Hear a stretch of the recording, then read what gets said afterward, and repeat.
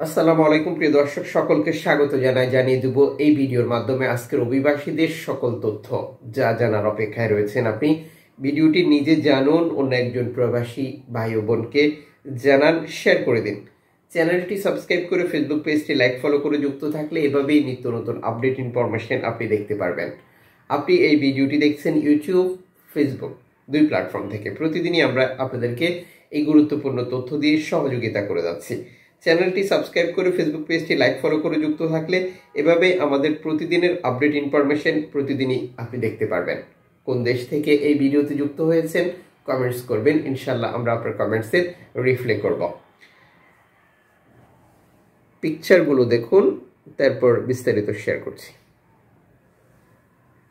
এটা হচ্ছে মাল্টা উপকূলে জাহাজ আটক বা অভিবাসীদের আটকের মুহূর্ত শেয়ার করা একটি এনজিও সংস্থার মানবাধিকারের সর্বশেষ ইনফরমেশন। এই এনজিও সংস্থাটি পুরস্কার পেয়েছে যেহেতু তারা মানবতা বিরোধী কাজে যুক্ত হয়েছিল। এখানে 3 জন যুবককে আটক করে রেখেছিল মাল্টা কর্তৃপক্ষ। মাল্টা কর্তৃপক্ষ সেই আটক আদেশ আন্তর্জাতিক আদালতে খারিজ করে দিয়েছে। এই সহযোগিতা করেছে একটি এনজিও। এখানে মূল বিষয় হচ্ছে যে 2020 সালের পর থেকেই মাল্টা কর্তৃপক্ষ তাদের উপকূলে নৌকা পেলে সেটিকে উদ্ধার তো করেই না, ধরিয়ে দেওয়ার চেষ্টা করে ফ্রন্টেক্স দিয়ে, লিবিয়ান কোস্টগার্ড দিয়ে, তিউনিশিয়ান কোস্টগার্ড দিয়ে, যেটি ধারাবাহিকভাবে অব্যাহত রয়েছে। তারা তাদের এখান থেকে লোকজনকে যদিও উদ্ধার করে সেটাকে আটক করে জেল জরিমানা করে, আরও বিভিন্ন ধরনের ঘটনা ঘটায়। এক্সাম্পল, গত বছর একজন বাংলাদেশি যুবককে আটকে রাখার কারণে মাল্টা সরকারকে 80,000 ইউরো জরিমানা করেছিল ইউরোপের আদালত।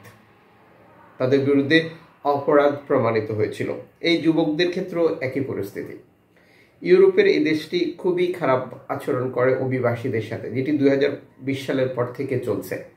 ডানপন্থী সরকার এই দেশটি বর্তমান পরিচালনা করছে, যার ফলাফল অভিবাসী বিরোধী অবস্থান কঠোর, যেটি আমরা দেখছি ইতালিতে, সাইপ্রাসে, গ্রিসে অব্যাহত রয়েছে ধারাবাহিকভাবে।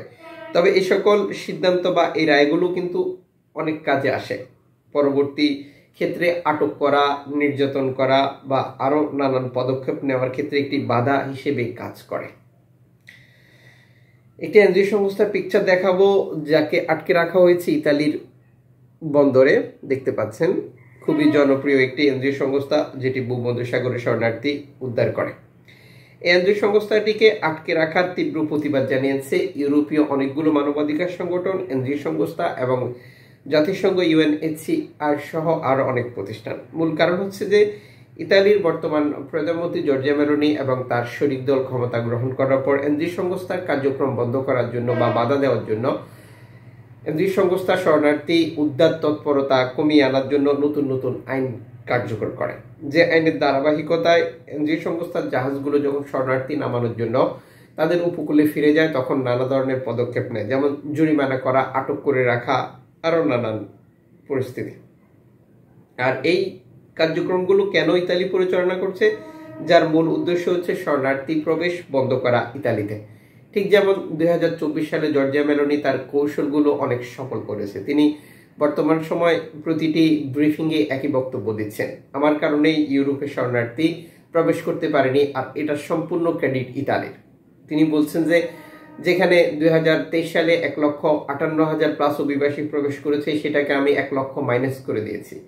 মাত্র 58,000 প্রবেশ করেছে এবং সামনের দিনগুলিতে সেটি আরও কমে আসবে, যেটি তিনি বারবার বলছিলেন।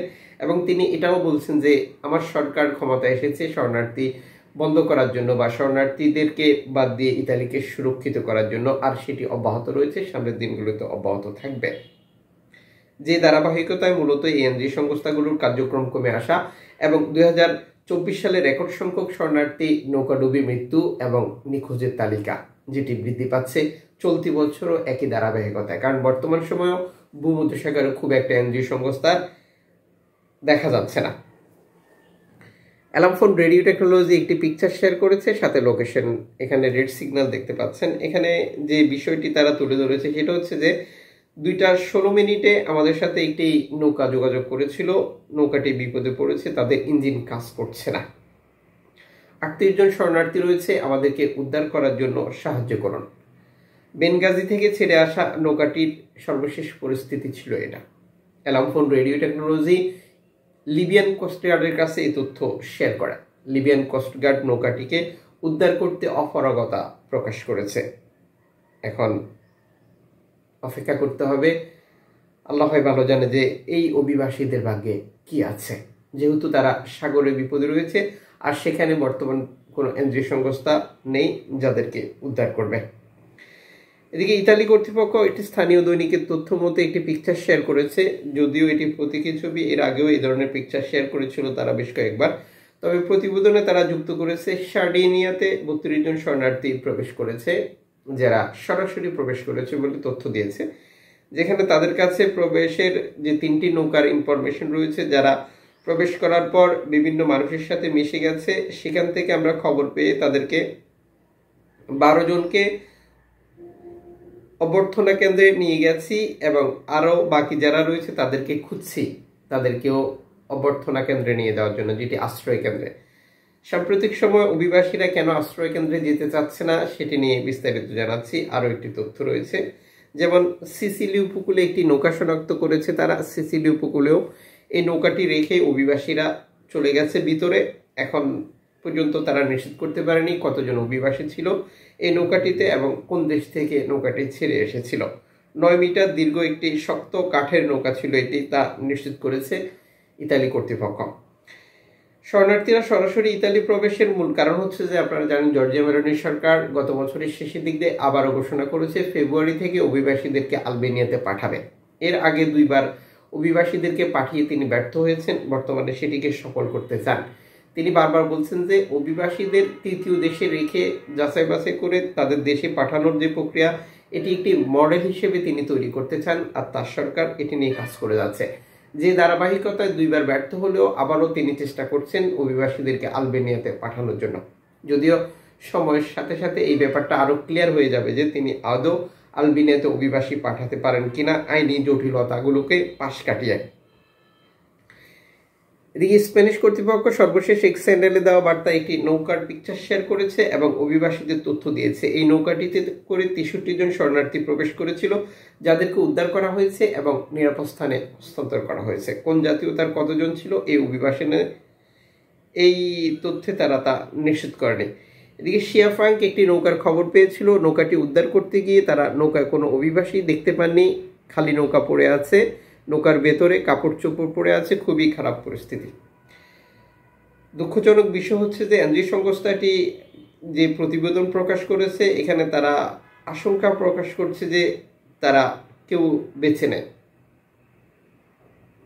হয়তো তাদেরকে ডুবিয়ে দেওয়া হয়েছে, তারা ডুবে গেছে, বা পরিস্থিতি একমাত্র আল্লাহ ভালো জানে যে তাদের সাথে কি ঘটেছিল। নৌকাটি ইতালির যে ল্যাম্পুদোসা দ্বীপ ওটার কাছাকাছি বা সেই সাগরে অবস্থান করছে বলে তা নিশ্চিত করেছে এনজিও সংস্থাটি। নৌকাটি কোথা থেকে ছেড়ে এসেছে এই প্রতিবেদনে তা যুক্ত করা হয়নি। তবে যেহেতু কাপড়গুলো সংগ্রহ করা হচ্ছে, সেখানে যদি কোনো তথ্য ইনফরমেশন পাওয়া যায় আরো বিস্তারিত জানাবো। ইনশাল্লাহ দেখা হচ্ছে পরবর্তী ভিডিওতে। সে পর্যন্ত শুভকামনা। নিরাপদ হোক প্রতিটি অভিবাসীর জীবন, নিরাপদ হোক তাদের পথ চলা, এটি হচ্ছে আমাদের কামনা। আমরা সবসময় আল্লাহর কাছে প্রার্থনা করি যে সকল বাংলাদেশি ভাই এবং বিভিন্ন দেশের লোকজন ইউরোপ যাওয়ার স্বপ্ন নিয়ে ঘর থেকে বেরিয়েছেন, ইউরোপের স্বপ্ন দেখছেন, ইউরোপে থাকার আশা প্রকাশ করছেন, আল্লাহ তাদের স্বপ্ন আশা উদ্দেশ্য পূরণ করবে।